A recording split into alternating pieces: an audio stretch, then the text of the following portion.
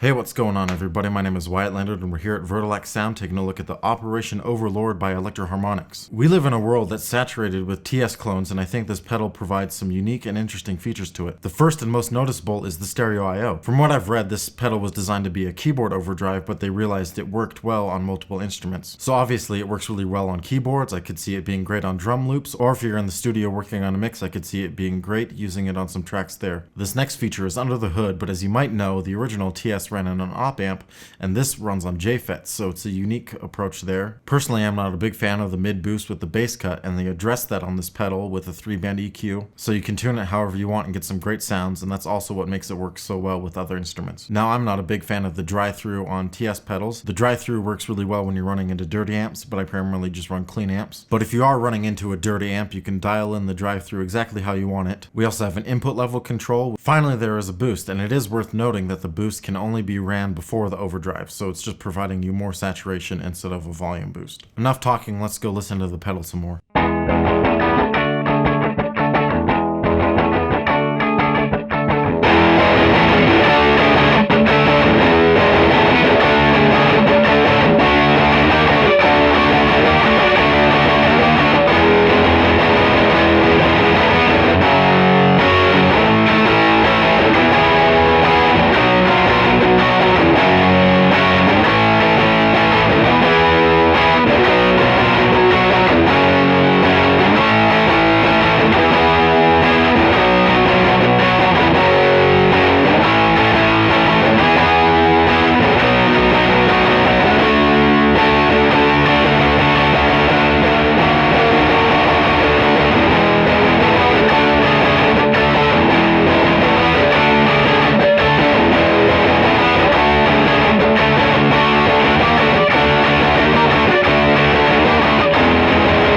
Alright, now to wrap everything up, I just want to talk about some of the drawbacks of this pedal. The biggest for me is that when you really start pushing the gain, especially the boost, it gets really noisy. When you're playing on top of it, it isn't necessarily a big deal, but if there's any breaks in the song you're playing or whatever, you're definitely going to want to ride the foot switch to keep it as quiet as possible. The next is that you can't change the position of the boost. It seems that with pedals these days, anyone that has a boost in it, you can change where that boost is, and I think this box would really be killer if you could change the position. But if you're a multi-instrumentalist and don't want to buy a drive pedal for each of your instruments, I would say this is an absolute must. If you take full advantage of it, I would say this is a really versatile pedal. I think that just about does it for the Operation Overlord, so thanks for watching and I'll see you next time.